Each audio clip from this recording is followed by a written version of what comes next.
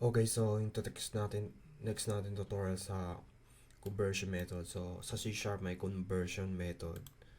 Itong convert to string, convert to double, convert to int.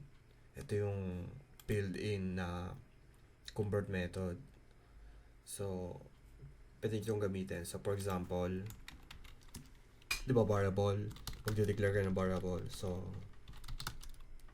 for example, di ba int? So, string. So, convert int is equal to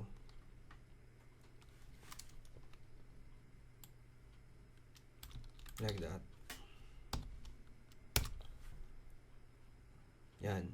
So, kung titignan nyo to, yung convert in is ano siya string.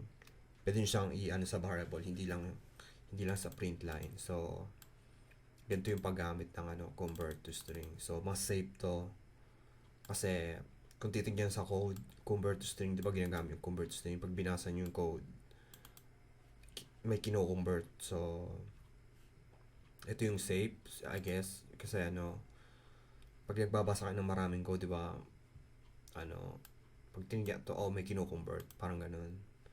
Hindi katulad ng explicit casting, pati implicit. So, na explicit, pati implicit casting, di ba? So, depende kung ano gusto yung gamitin. So, ito yung mga casting. So, doon na tayo sa next tutorial.